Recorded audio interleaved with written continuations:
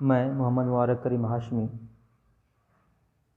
Assistant professor, महिला college Chaibasa.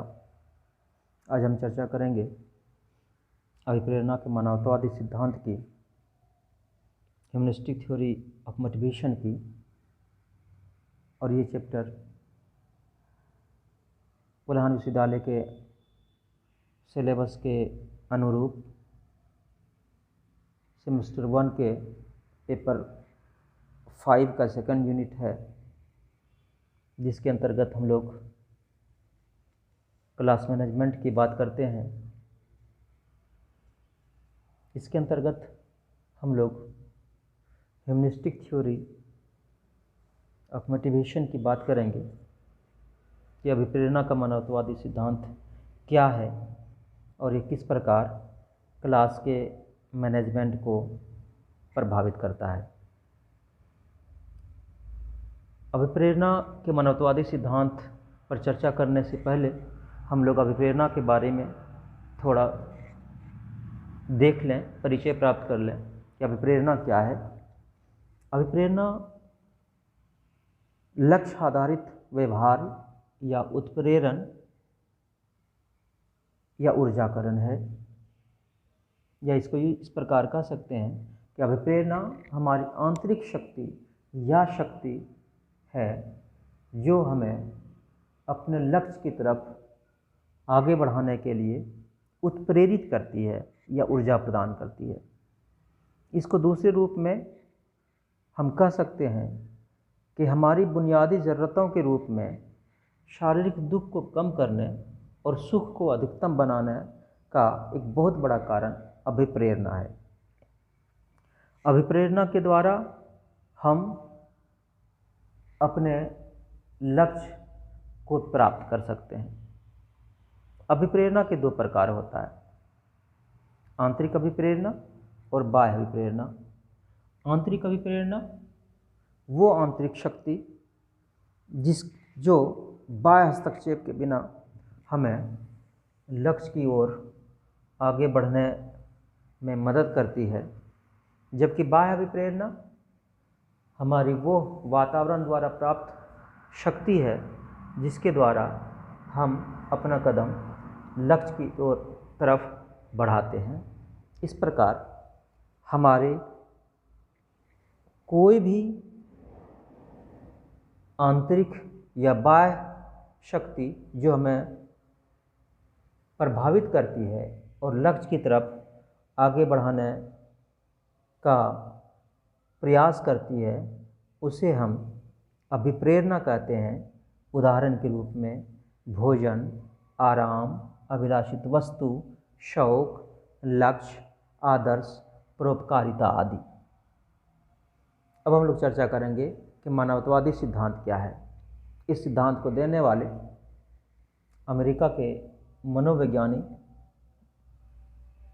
Abraham Maslow थे, और इससे पहले हम लोग थोड़ी सी चर्चा व्यवहारवादी सिद्धांत की भी कर लें ताकि मानवतावादी सिद्धांत समझने में आसानी हो।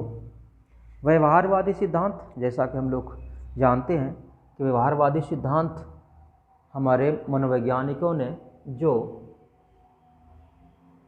पशु पक्षियों के व्यवहार के द्वारा मानव के व्यवहार को परिभाषित करने का प्रयास किया, और जिसमें संपूर्ण रूप से मानव के व्यवहार पर ही आधारित अभिप्रेरणा को परिभाषित किया, उसके व्यवहारवादी सिद्धांत के रूप में जानते हैं। जबकि मानवतावादी सिद्धांत के रूप में मैस्लो ने मानवता के संपूर्ण रूप को परिभाषित करने का प्रयास किया। मैस्लो ने कहा कि मनुष्य की इच्छा और आवश्यकता के अनुसार उनके व्यवहार स्थापित होते हैं। उन्होंने कहा कि अभिप्रेरणाएं समग्र रूप से मनुष्य के व्यवहार को प्रभावित करती है।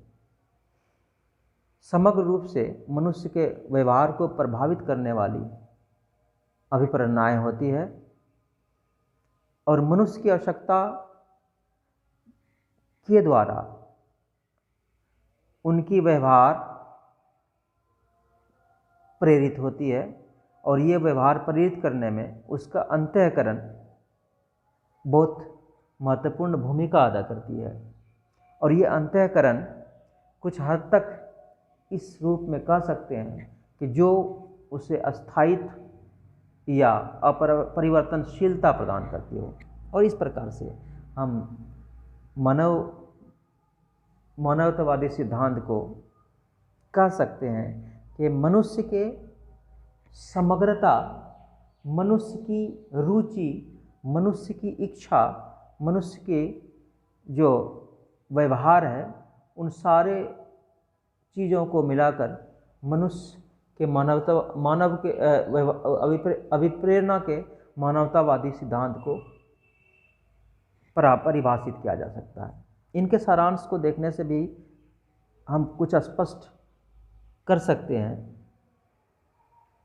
मैस्लो ने मानवतावादी के सिद्धांत के रूप में कहा कि मनुष्य की कुछ ज़रूरतें हैं और उनकी कुछ इच्छाएं होती है जो उसके बर्ताव या आचरण को प्रभावित करती है। मनुष्य की आवश्यकताएं अनेक होती है। इन आवश्यकताओं का व्यक्ति के लिए महत्व कर्मानुसार होता है, और ये कर्म मूलभूत आवश्यकताओं से लेकर जटिल तक होता है। उनके अनुसार निम्न स्तर की ज़रूरतें अगर न्यूनतम संतुष्टि देता है तो व्यक्ति अपनी अगली आवश्यकता की ओर कदम बढ़ाता है, और इस प्रकार पद अनुक्रम की ओर अधिक प्रगति से एक व्यक्ति अधिक व्यक्तिपरकता, मानविकता और मनोवैज्ञानिक स्वच्छता दिखाता है। इसको हम इस प्रकार समझ सकते हैं कि मनुष्य की अपनी इच्छाएं होती है, उनकी अपनी आवश्यकताएं होती है, और इन आवश्यकता और इच्छा के द्वारा ही वो अपने आचरण या व्यवहार को विकसित करता है।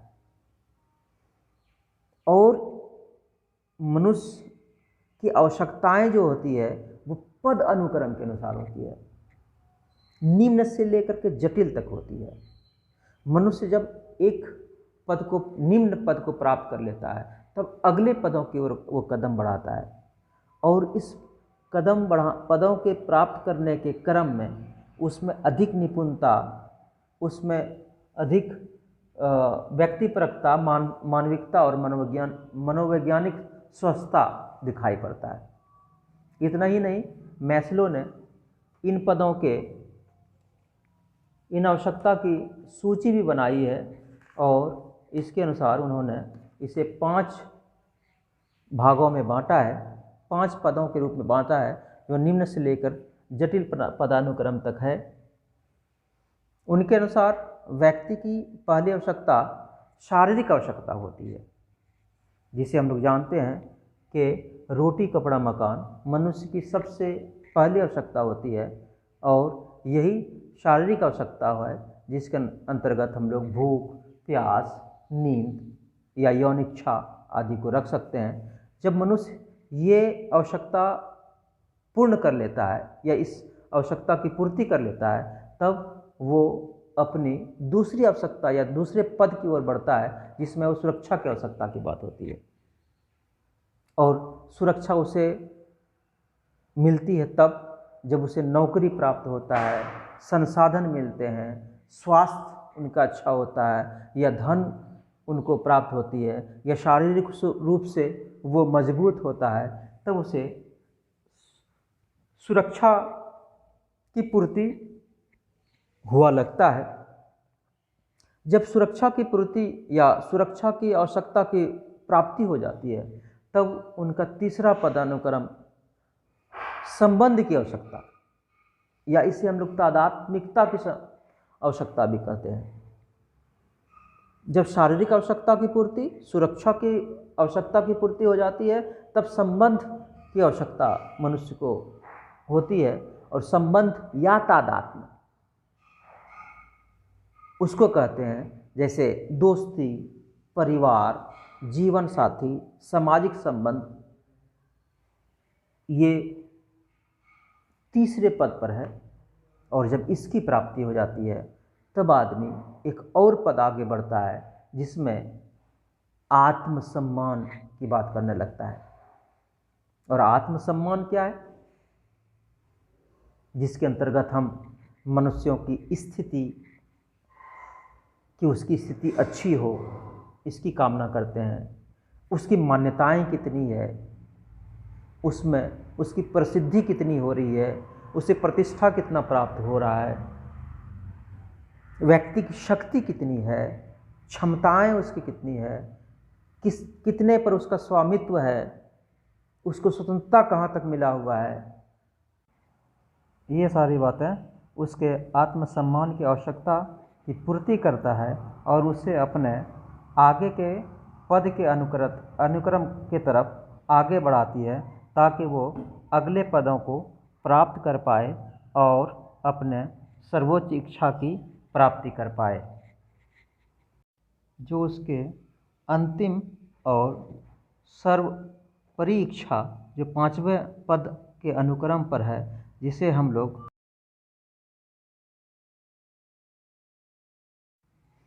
और जब मनुष्य को इसकी प्राप्ति हो जाती है, तब वो अपने 5वें और सबसे आदर्श या चरमोत्कर्ष पद पर पहुंचता है, जिसको हम लोग स्वप्रत्यक्षीकरण की आवश्यकता की तरफ उसको कहते हैं, जिसमें उसे किसी भी विषय पर मास्टरी की इच्छा होती है, उसे किसी भी विषय पर अपनी संपूर्ण ज्ञान प्राप्त करने की इच्छा होती है और उसे आदर्श बनने की इच्छा होती है। इस प्रकार से ये मैस्लो ने आवश्यकता के 5 क्रम में कहा कि ये मानवता के आवश्यकता की सूची है, और इस प्रकार से मैस्लो ने अपने